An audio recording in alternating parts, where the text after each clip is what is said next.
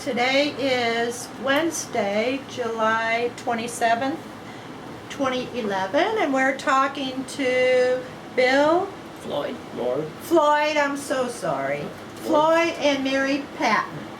And how do you spell your last name? P-A-T-T-E-N. Okay, because I know some Pattens are with the O-N. Right. And let me start, since we're going to talk to you as a couple, let me ask you, Floyd, would you mind telling us when you were born? Did I tell you when I was born? I was born December 12th, 1931. I was born December 7th. Well, you're older than I am then. And Mary, would you mind telling us when you were born? January 22nd, 1933. Thank you, thank you. And let's get back to Floyd. Where were you born? I was born in a small town of Cortland, Kansas. In Kansas. North central Kansas. And Mary? I was born in Jefferson City, Missouri. Okay. So, Floyd, how long did you live in Kansas? How Long.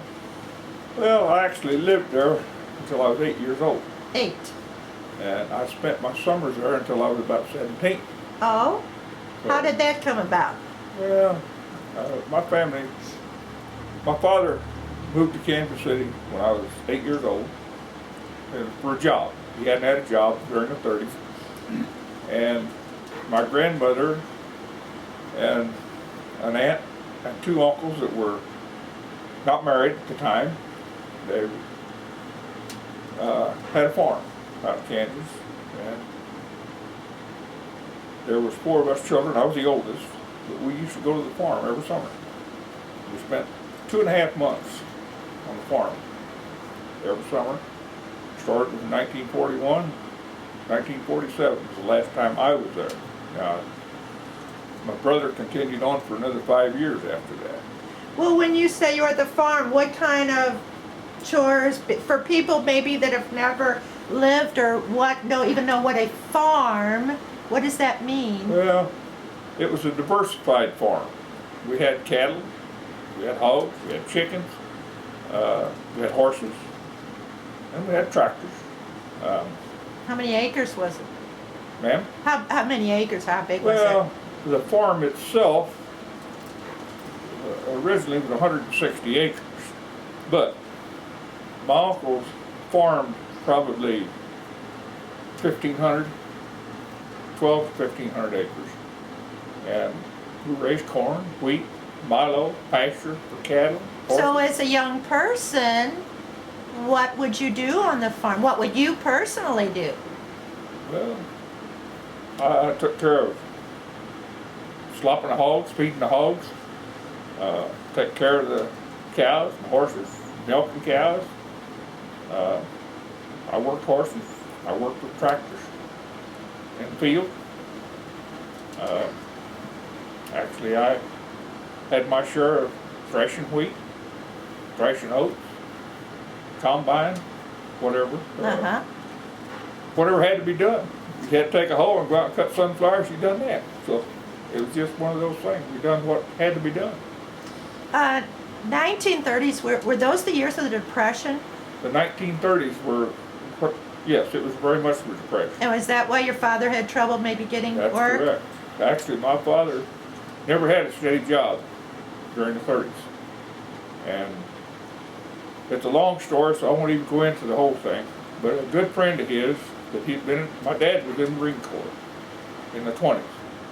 And a good friend of his was still in the Marine Corps, he was stationed in Kansas City. He helped my dad. In fact, he paid our way to move to Kansas City. He paid for the house to live in. Very good man.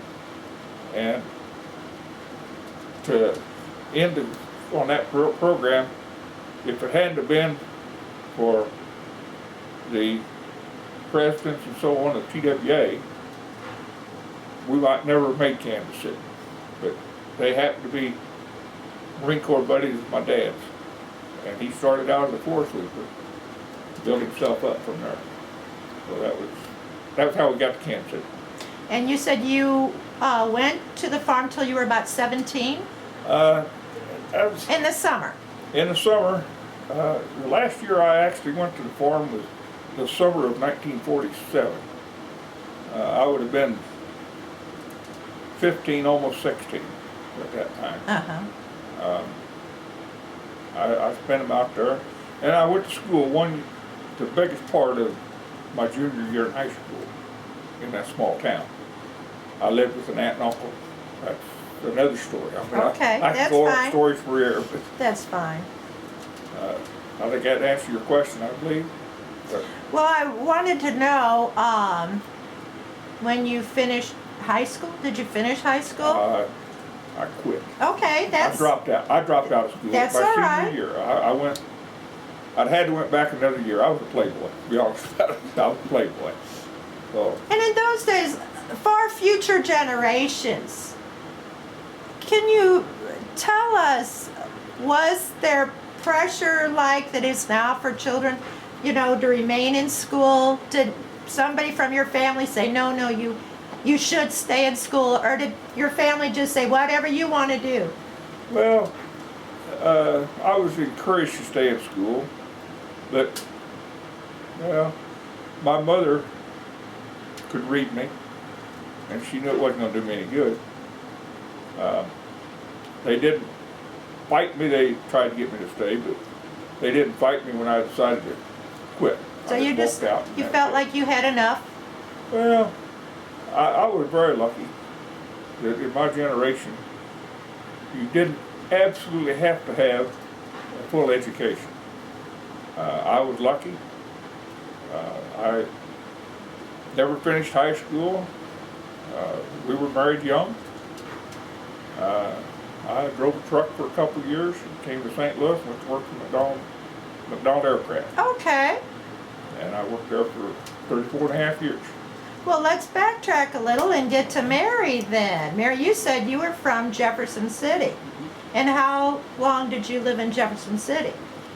I was born there, and we moved to Kansas City when I was about 8 years old. Oh, I'm My starting. dad's job too, and I think we were about a year apart in moving to Kansas City because he's a little older, although he doesn't admit it. But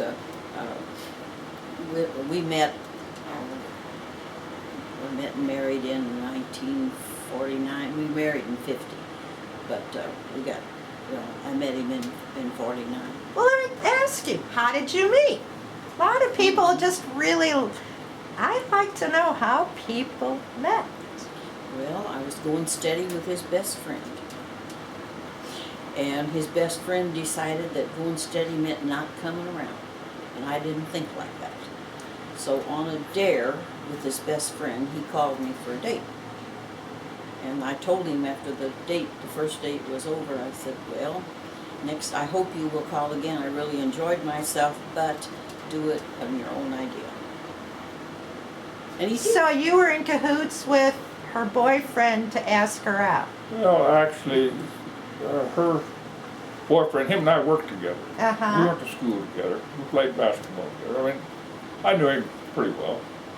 And, yeah, it was one of those things that, well, you'd have to understand who he was to understand the whole thing. All right. But, All right.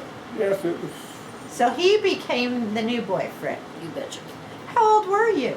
17 when we married.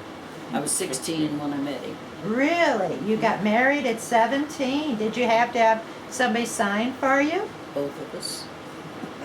Because then 18 wasn't a legal age for men. So we had to get our parents and go to the county seat and get them to sign so that we could get married. Did you have any kind of a big wedding or? Well, Obviously no. you didn't run off to get married, did you? No, we didn't run off, but we decided one Sunday night to get married the next Friday. So it works. Well, let me ask you, you got married, you were young, were you working? No, I was in school. You were still in school. Did you finish high school? Not at that time. In '85, I finished, got a GED. I promised my mother I would, and of course the babies came right away, so I didn't. But in '85, I got my Well, GED. congratulations. It's nice. I've had several people say, why in the world would you want to do that? Oh, no, Because I did have, meanwhile, a career besides my housewife, which was all I ever wanted to be. And so I consider myself a success because I got to do what I wanted to. Wonderful. Well, let me ask you again now. So you got married, you were both rather young, and you were working, you say, driving a truck? Well,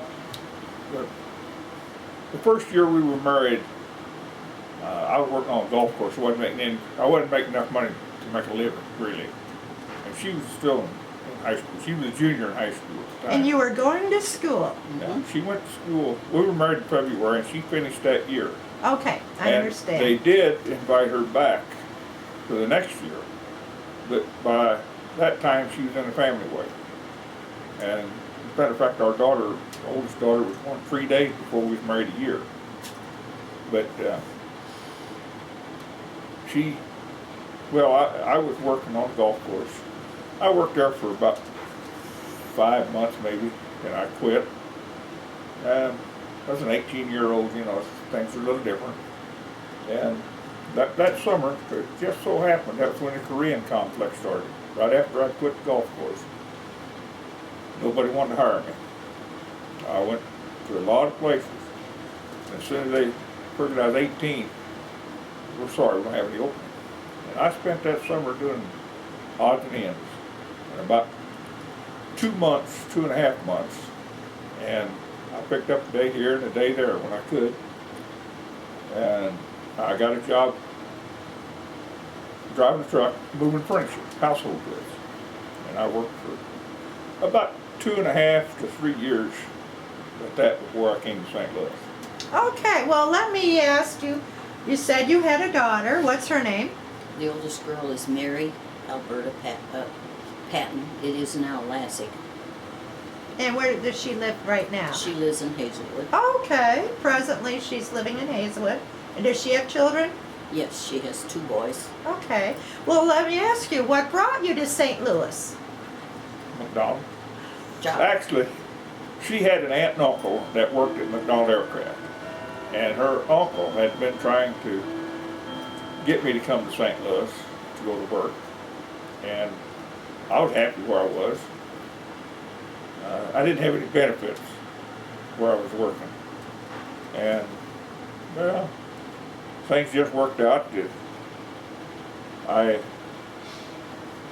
boss and I had a slight disagreement, nothing serious. It was just one of those things that happened. And her aunt worked in timekeeping at McDonald's. And I called her up and asked her. As a matter of fact, our second daughter was 4 weeks old that day. And I called her aunt. I went to her mother's house and called the aunt and asked her if McDonald was hiring. And she said, hiring every day. I said, I'll be there tomorrow. I called her up. Well, I called the doctor to see if she could make the trip. Oh, I see. They lived in Jonesburg. Because where they baby lived. was only, what, 4 weeks? Our second daughter was 4 weeks old. And I called the doctor and he said, yes, as long as you stop if she gets pressure, no problem. I called her up, told her to pack a suitcase, we're going to St. Louis. Said, I'll be home in 20 minutes. Didn't you? Oh, okay. Go on. That was the way that it picked up. I came down here Thursday morning. I was at McDonald's employment office. I was hired, took my physical, reported to work on Monday. I went back to Kansas City and picked up more clothes, came back on Saturday, rented a house. We lived in Jonesburg. That's where we stopped for a couple of years. Jonesburg. Now, how far is that from here? About 50, 60 miles, 55 miles. How'd you find a place in Jonesburg? Did you know something? Well, that's where her aunt and uncle lived. Oh, Her aunt and uncle lived in Jonesburg. okay. We just stopped there. Okay. And I commuted for almost 2 years, back and forth every day. That's a hefty commute, isn't it? That was before the interstate highways were in, Whoa. too. Think The about rough that. part was that he was working on daylight time, Oh, yeah. but he was playing sports on regular time. So we were living on 2 clocks Wait a minute, what's the sports business? Tell us yeah. about that. Baseball, basketball, that kind of thing. You were playing sports. Well, actually, I played, it was softball, not baseball, it was softball on a town team. And I played basketball for the town team. And at that time, St. Louis was the only place in the state of Missouri that had daylight savings time. Okay. Outstate had regular time. They never changed. So, as she said, I had to work daylight time. I lived standard time. So when the ball game was over at 10:30, 11 o'clock, that was 11:30 or 12 o'clock for me. And I had to be at work at 6 o'clock in the morning. Whoa. And how long did it take you to get in? How long? The commute? Oh, it took about an hour. Oh, About whoa. an hour. Wow. Give or Could take. you tell us some of the details of how you got through St. Charles and where congestion it usually was? Well, at that time, the only way through St. Charles was across the old Rock Road Bridge. Sure. Which was what, 2-lane? It was a 2-lane, oh yeah. Most of the highway between here and Jonesburg, actually from here to Kansas City, most of the road was just single-lane highway, you know. And there was 2 small stretches that were dual highway at that time. But, well, we come in St. Charles and, well, we didn't actually stay on the highway. We took a couple detours. I think Jefferson was one of the streets we came down to get away from the traffic that was on the highway. Now, who'd you drive in with? You said we. Well, it was a carpool. Well, good. It was a carpool, and to start with, her uncle had a carpool. And he made a deal with me that he'd drive in the morning, I'd drive home at night, he wouldn't charge me anything if I drove home at night. So if you would do the driving coming back, then you wouldn't have to pay your share of the carpool Right, fee. I didn't pay. At that time, I think it cost us $1 a day. Oh, for a carpool. But he was tired and he maybe Right. liked having the, time just to fall just- apart a little bit. Right. Did you two work in the same department? Oh, no. The uncle? No, actually, I was a sheet metal worker. Oh, really? And he was in jig and fixture or tool and die. I'm not sure which way you'd say it, but it's about the same difference. And they only worked there for a few months after I came down. They quit and went to California. Oh my! You But that's you where came life here goes. and then they left. Were you a union person there? Sheet metal worker? Was it union? Oh yeah, yeah. It was union. I worked union all my life. I was just wondering. I was a union man and not politicking, but I believe in the union, so I'll go from there. So, when did you move in closer to your work? When Well, was that? In the fall of 1955, it was 1953 when I hired in McDonald, February, and in the fall of 55, I think it was November, not 55, but 54. In November of 54, it was costing us more to heat the house we lived in for the month of October than I could afford. I mean, it was really a cold spell and the house wasn't insulated. Tall ceilings. We moved to, well actually we lived in Overland for 5 months. In Overland. We lived in Overland for 5 months, and I won't even describe the place we lived in. I don't. We moved to what is now Bridgeton, Oh, where That in time. Bridgeton? up on Old St. Charles Road. Old St. Charles. And I can't even tell you what the address.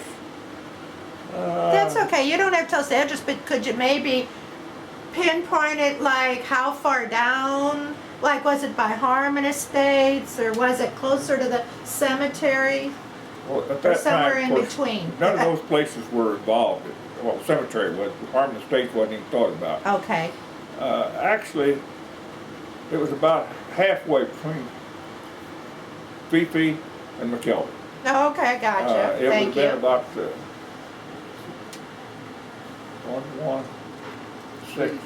11600 block, probably.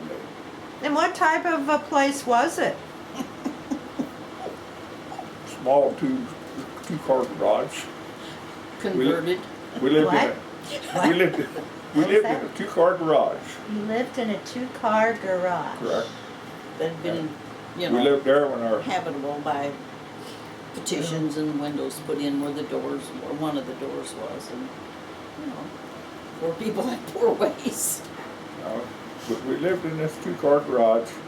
You didn't I'm park in not trying to the- embarrass you, but No. really, this is very interesting for me to I'm not hear. ashamed of it. No, and I hope not. I really don't mean just to be No, embarrassing at all. I think it's very interesting. I want people to know that are Well- coming along in the future what people did, you know.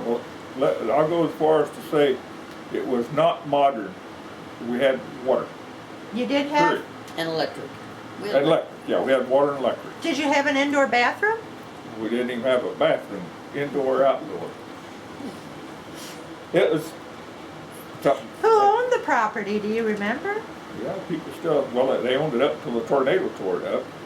I think, well, let's put it this way. I have had no connection with these people for the last 50 years. Did they, well, let me just ask you without it saying a name, did they live close by? Right next to us. I was wondering. Okay, so you rented this, you weren't buying it. No, So you were renting this. right. I guess it's no different than people when they come to New York or a big city and they rent, you know, Yeah. I've heard of small We, apartments or flats or so forth. I guess. Yeah, I we, guess so. I would we guess. lived there for about a year and a half.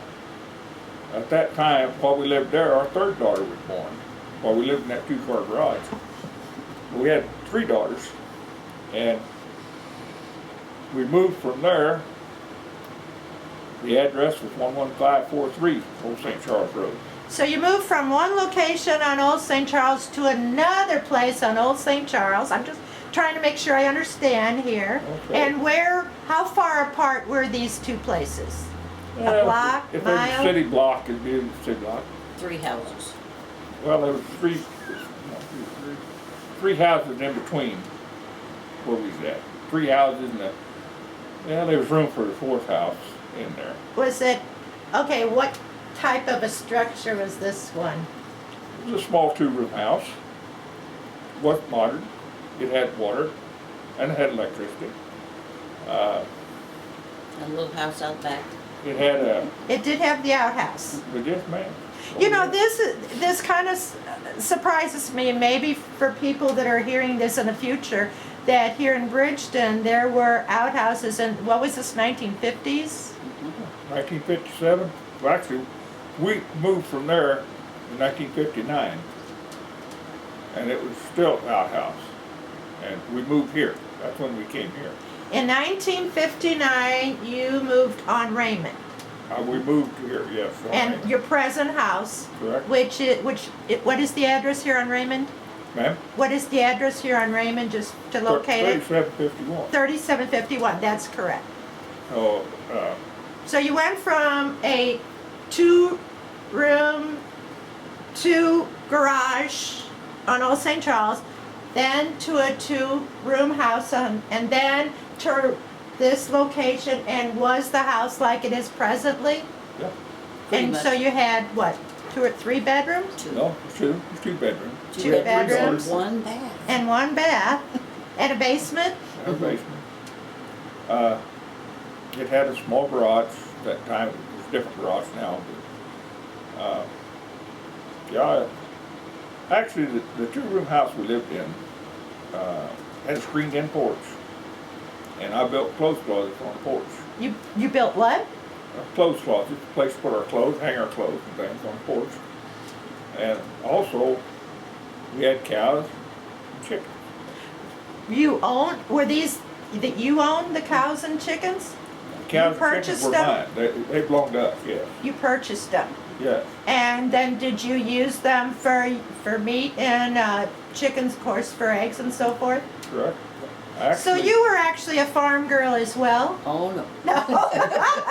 I was a city girl, but the country rubbed off on me. Because you know, city girls don't know how to do all this. Well, when you're She did young, a good job. when you're young, it doesn't make any difference. You know, you don't think about what you got to do. You just do what's there to be done.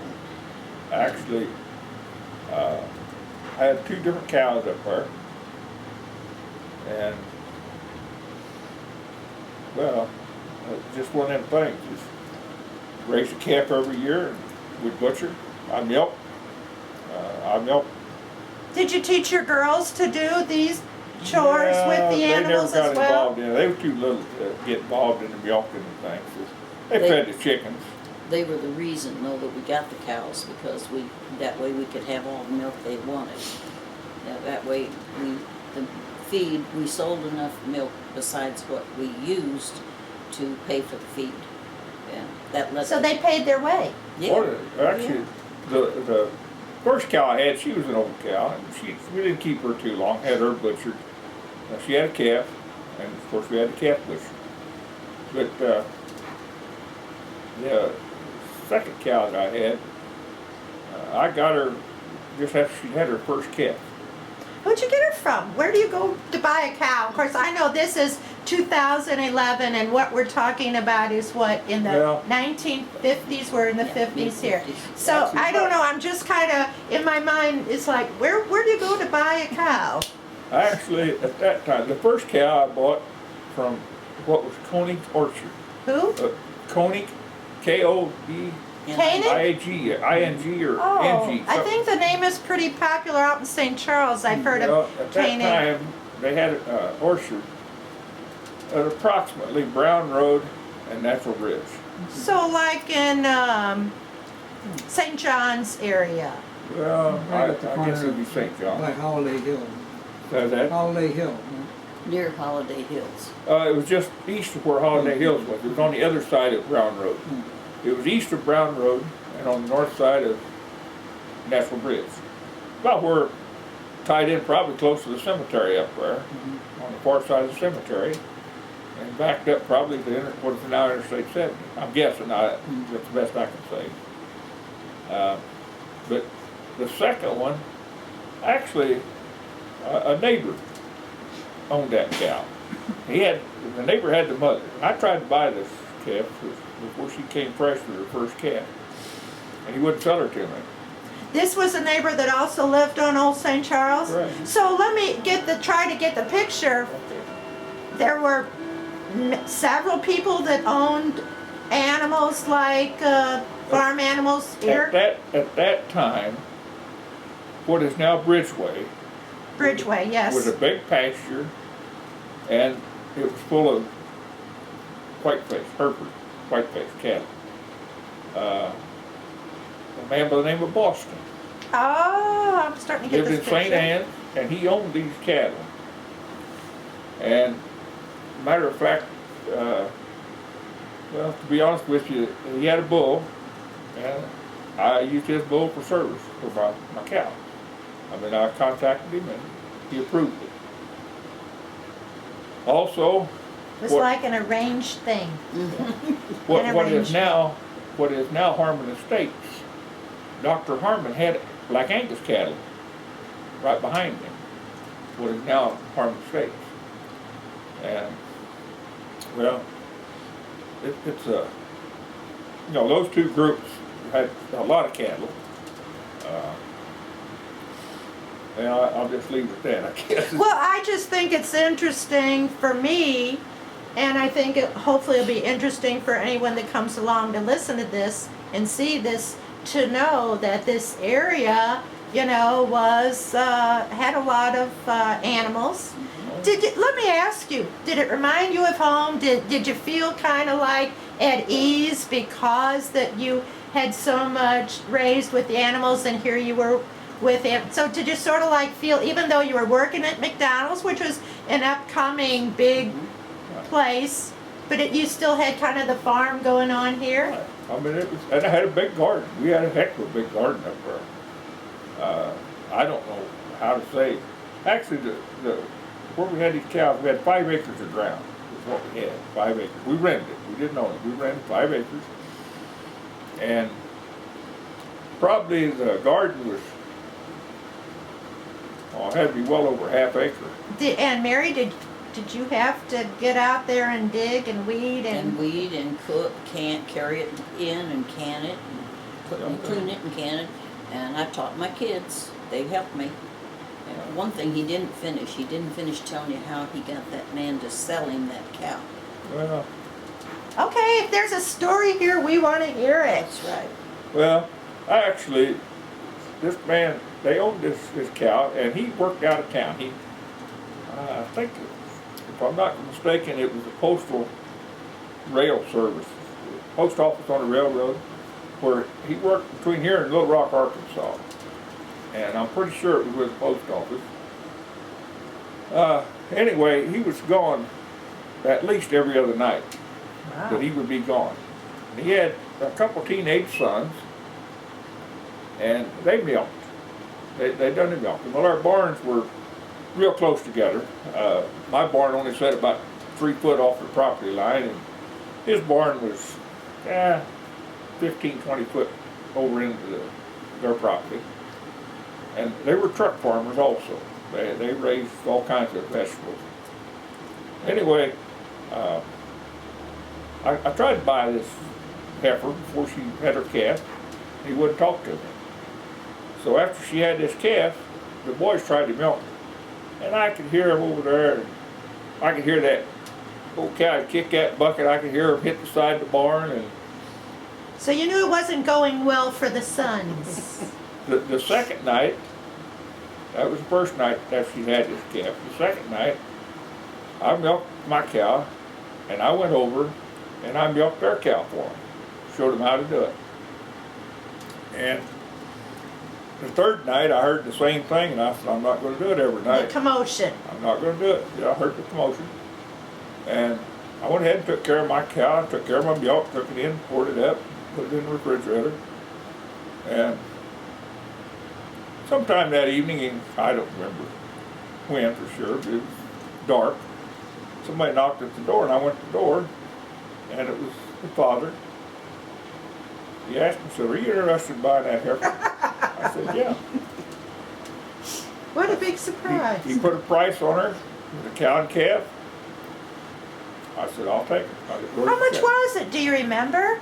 Best I can remember, somewhere around $125 For the two, for mother a cow and and... calf. I mean, it was about a 4 or 5 day old calf.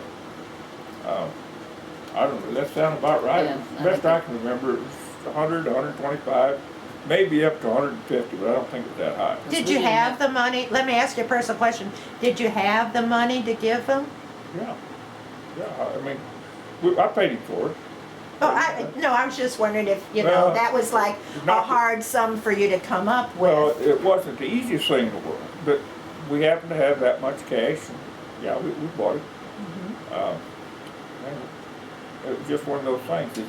Like she said earlier, the cow paid for itself. I tried to take good care of her. I fed her good. What But do all my- you feed? What do you feed the cows? Well, at that time, Brannick's had a feed store. Right, well, being what the parking lot is now. I bought the best milk chow they had. Purina Feeds. I bought the best they had. And I fed her good. And I bought my hay from people down on Smiley Road. Mayo Hay, and I bought my hay from them every fall. And the cow was a tremendous milk cow. She was one of the best cows I ever sat under. Now, you said there was a bull on a neighbor's property. So did you ever get your cow and the bull together? Oh yeah. Actually, That's what he meant by service. Mr. Boston, I had the white face, and I called him up and asked him what he would charge me. He said, no charge, as long as it don't cause my bull to break fence. I said, okay. So I just put a rope on her and took her over there. Well, when things were over, I brought her back home. And it's one thing I did kind of skip over. But Okay. Mr. Harmon, he got very unhappy at me. at one time. Why? Well, I got up one morning, I went looking for my cow and I couldn't find her. she went across the back fence into the Angus, and he had a bull, and I couldn't find her. And I got these two neighbor boys to, I asked her to get hold of them because I had to leave. Right. I had to leave home at 5:30 in the morning. So she contacted the neighbor boys, and they went over and found this cow down in the pasture with his Angus. They brought her home. Well, that evening when I got home, he came and just raised all kinds of heck with me. And I tried to explain to him that I was sorry. I mean, my fence was good. It's just one of them things. Nature takes over. And well, he didn't want to listen to me, but he did. And anyway, he left. And to top it all off, I got up the next morning and she was gone again. So here I was at 4:30 in the morning, and I knew where there was a gap in the fence, or a gate to where I could get in and out. And I went over and found her, put a rope around her neck at 4:30. I was leading her down Old St. Charles So is Road. this why they say the pasture's greener on the other side, or what do they say about the greener pastures? Pasture's greener on the other side of the fence. Fence, Grass is yeah, always and greener. that's what she thought. Well, I guess. You But- know what, now, we were told that there was a bull on Mrs. Lucas's property, which would have been not far from you where the present Walgreens is, on the corner of St. Charles Rock Road and Fifi. So what about that bull? Did you know that that bull was No, there? Or maybe I- that was later years? Well, I Was that really later? don't remember. I really don't remember a bull. I know they had horses in there at one time. We were told that there was a bull, right, Joe? Very possible. Very possible. I mean, I won't say there wasn't. I can't say there was because I really don't know. But the only two I can really name for sure is where Bridgeway subdivision is today, and also with Harmon Estates. And Dr. so Harmon. this Mr. Boston, did he sell his property? He didn't own that. He was renting it. He rented that property for the pasture. He rented for the pasture. Actually, he's done. It's the same one that had Boston Estates up here. I'm sure it's the same Boston. Right, there is a place called Boston's Farm off of Old St. Charles. It's just this side of Bridgeway. Right. And I'm sure that was his property. And they lived in St. Anne. He was run heavy equipment. Mr. Boston, they had excavating, heavy equipment. And I think they were on Ashby Road, but I'm not sure. I never seen the man. I wouldn't know if he walked in today. He probably did, but I wouldn't know if he walked in today because I never seen personally talked to him. I talked to him on the phone. Now, Mary, you had 3 little girls, and were you working also outside the home? No. I was a stay-at-home mom. Okay, I just wanted to make that clear. Where were the girls going to school? They went to school up on Fifi Road where I guess now it's a bank. Was it called Pattenville? Elementary, yeah. And did you, when you moved to your present location here on Raymond, where we are right now, did you bring the animals with you? So No? actually, I sold my cow to a man by the name of Mr. Dunn. And I'm not sure whether Dunn Road's still up there, or whether they call it Taylor now. I'm not sure. It's on the north side of St. Charles Rock Road, Old St. Charles Road, I'm sorry. Old St. Charles Road. It's just this side of where Taylor comes in, and I'm not sure what they call it on the other side of Rock Road, Old St. Charles It Road. used to be Dunn Road, but It used to be Dunn, but I think it's Taylor now. Right, okay. A man by the name of Dunn owned that property down there. And he had a cow, but he never took good care of her. He never fed her. I milked her on schedule. I mean, I'm one that I was always taught when you got animals, you take care of them on schedule. And I milked that cow at 5 o'clock every morning and 5 o'clock every night, 7 days a week. Well, let me ask you, because I'm not a country girl, when you milk a cow, do you have to put that milk under refrigeration to keep it good? Oh yeah. So did you have a refrigerator? Actually, we bought an old refrigerator and put it on that screened-in porch for that purpose. Matter of fact, the man that owned the property was a minister. And he would buy that milk for 50 cents a gallon. Any milk I had left over. And I'm assuming, he always told me he was taking it and giving it to his parishioners. You're down the assuming city. he did. He had a church down on Kings Highway. Oh my, that was a long way from Well, he here. lived down in that area somewhere. But I had all the cream. We had cream and we had ice cream all the time. We had whipped cream and I had his mother's ate recipe big. for anyway. a black or chocolate cream cake. Oh, my. You didn't use shortening at all. And I'd make that every now and then. We'd come in from the river on the weekends, and we had lots of friends who loved my warm chocolate cake with the homemade ice cream. Oh, what's not to like about and that? And whipped cream. Oh my goodness, what's not to like? Uh, So you had 3 little girls, Mm-hmm. and then you moved here on Raymond. You remember what year that was? Yeah, actually, 1959. Came here in August 1959. We moved in here. Did you have any other children then, after you moved here? No. Okay, so you had the Just 3 had the girls. 3. I see. And so when you came here, you gave up your animals, and you were still working at McDonald's, Oh, yeah. and your girls went to the Pattenville school there on Fifi, where that credit union, I believe, is right now. Yeah. Well, let me ask you then, while your daughters were growing up, were you involved in any activities, whether it was maybe in school or scouts or whatever? Yes, I had a brownie troop for a number of years that I didn't know it at the time, but the council was watching me because we didn't have what they call mixed troops, but mine was mixed. By mixed, they mean Age all level? ages. Yeah. And mine had to be because we had more kids than there was leaders, and I guess I didn't know how to say no. Oh. And then I was involved for a while with the PTA. so- Okay. And were you involved in a church here in Bridgeton? Not in Bridgeton. We did go to church at Marvin Park United Methodist on St. Charles Rock Road at Woodson. All right. And Okay. that All right. church closed up a little over a year ago. Oh. And So did your girls graduate from Pattenville? Mhm. Actually, on the girls going to school at Pattenville Sure. Elementary. Uh-huh.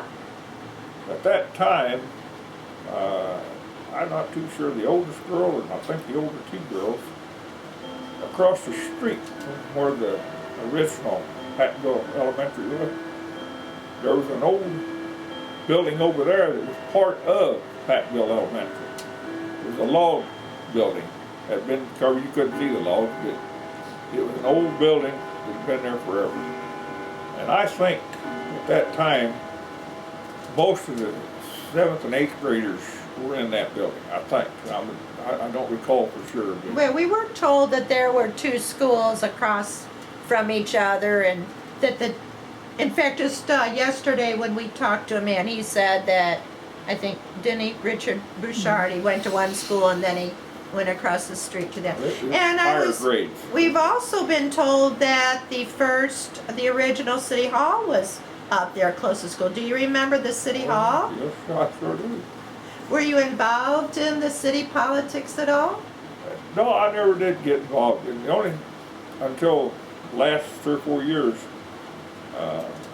I'll say I knew 2 or 3 of the mayors personally, but I never did get involved in it until about 3 years ago or something. And Mayor Byers asked me to be on the street commission.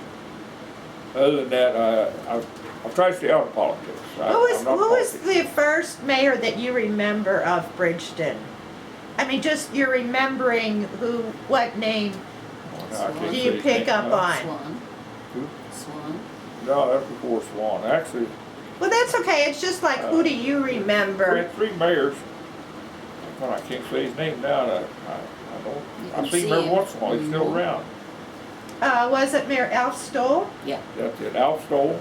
We He was interviewed probably him and his wife a little while back. Delightful couple in interview. good. Another mayor we had that used to live on this back street here is Mar Baker's husband. Oh, Bill. that's right. Bill, they lived on the street right Bill behind Abram. us. We're hoping to interview Mrs. Abram soon. Like, Our daughters used to babysit for them. But, and then there was Ed Swan. Okay, Ed Swan was mayor.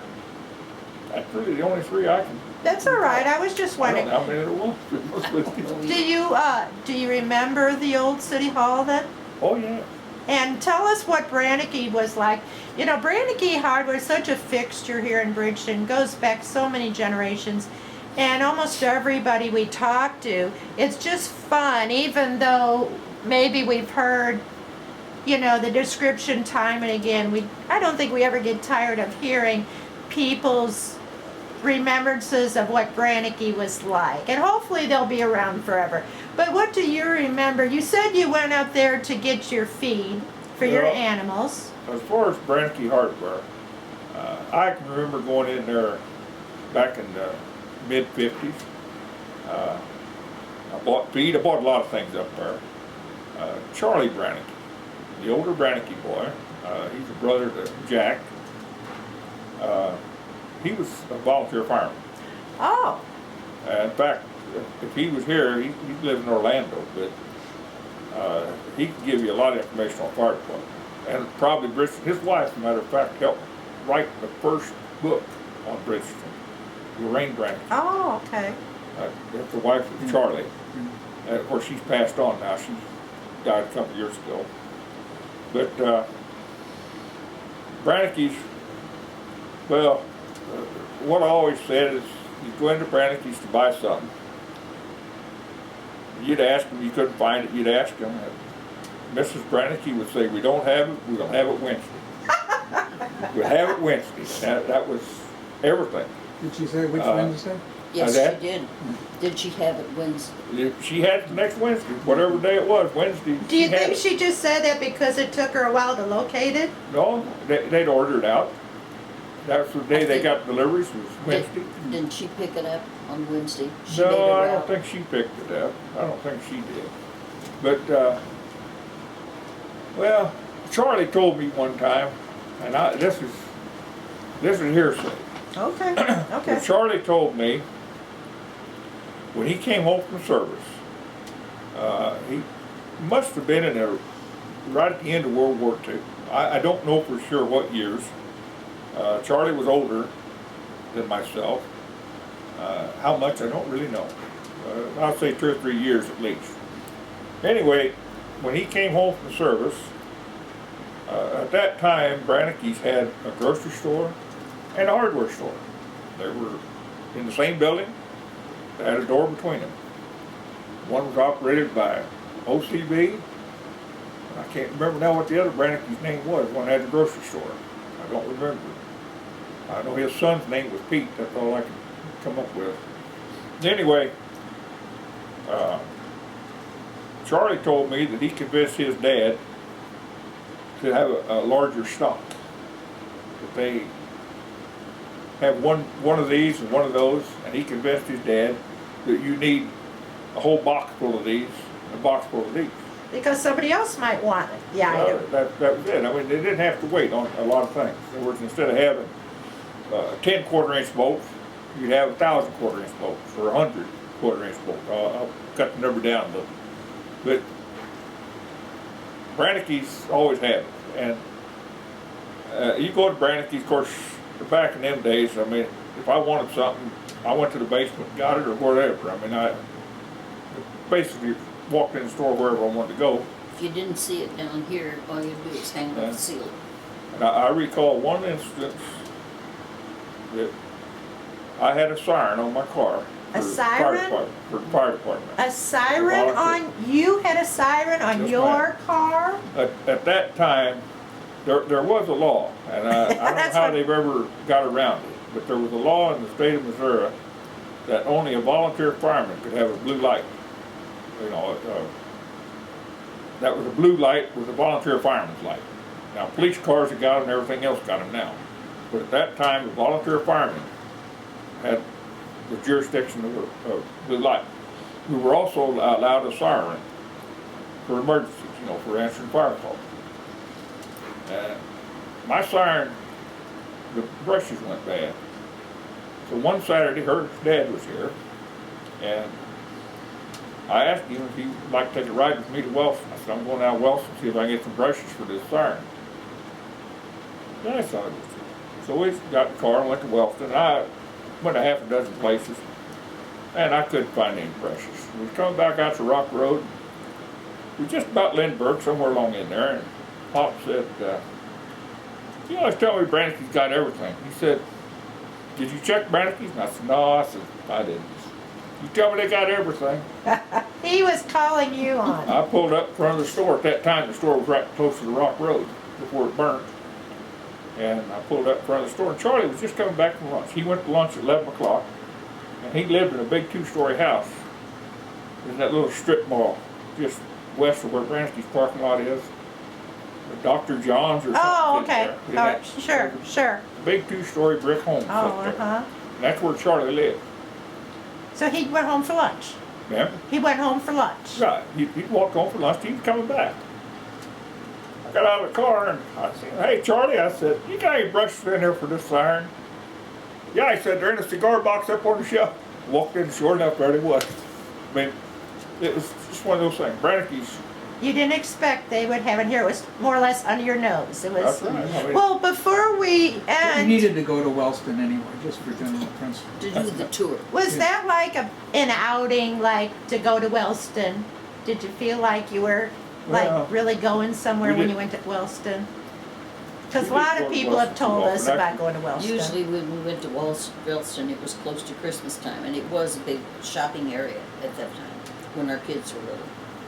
We'd go down there and buy their Christmas stuff and see if we could hide it from them. You can go to the movies down there. Let me just ask you now about the fire department. We heard from Agnes Dewson that Right. her husband Joe is a volunteer fireman. Right. And do you know about this?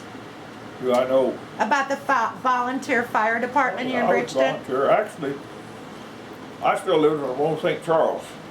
And one night I was out the barn in the wintertime.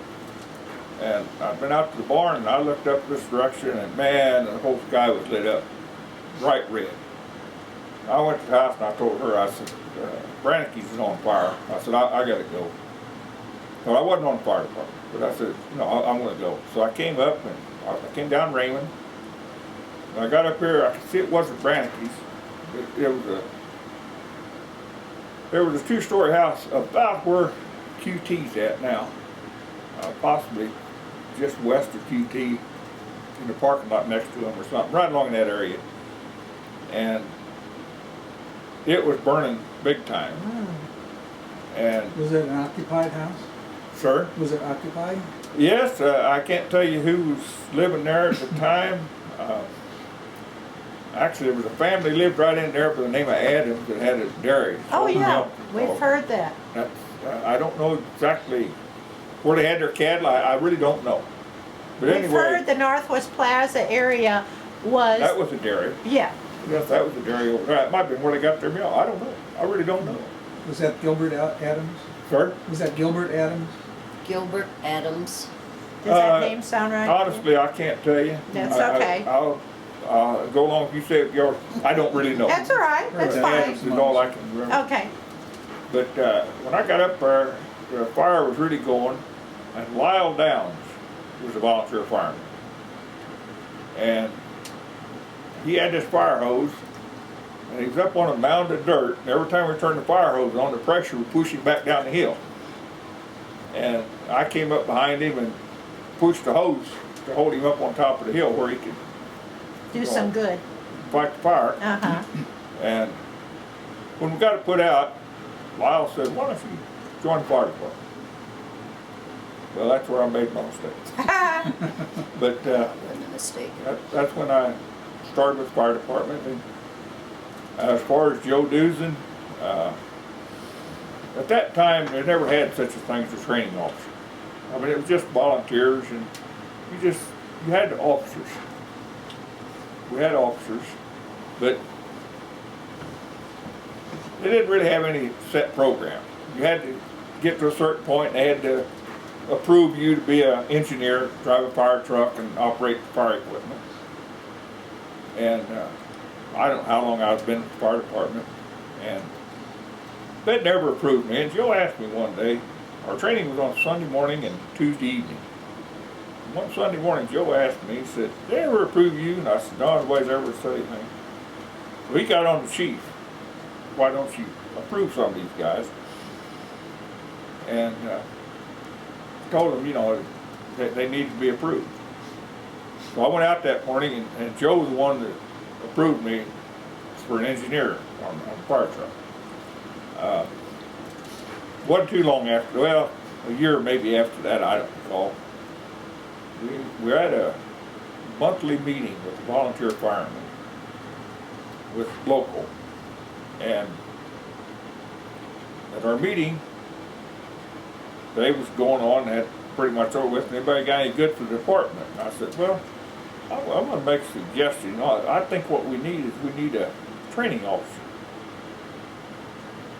Chief sat there and he got up and he said, it's not me, you're right. We need a training officer. You're a training officer.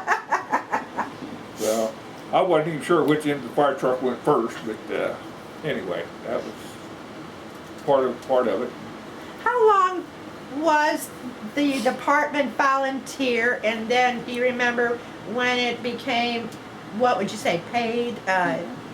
Actually, they hired their first fireman, I believe, in 1963. Just prior, the firehouse that used to be at McKelvey and the Rock Road. You remember the firehouse that used to be down here at McKelvey and the Rock Road? Yeah, On McKelvey the and the Rock north Road. side. Across from DePaul Plaza, catty corner across from DePaul Plaza. Oh, They just tore that down, Yeah. what, about 4 or 5 years ago? I don't know. When they built the firehouse up on McKelvey Road at I-70, they tore that one down. They put an AutoZone in there now. Well, we had paid firemen just shortly before they dedicated that firehouse. They hired 6. They had 6, I believe. full-time fireman? Yes, I believe it was 6. Actually, there's a man that retired from Maryland Heights a few years ago that was one of the first paid firemen. And, well, there's not many of them left of the first paid firemen. In fact, he's the only one I can say was one of the first. And then there was another man that, well, I just seen him a couple weeks ago, lives in Maryland Heights. He was a Maryland Heights fireman later. Was come along within a couple years after they started hiring. I don't remember exactly when, but they had volunteer firemen.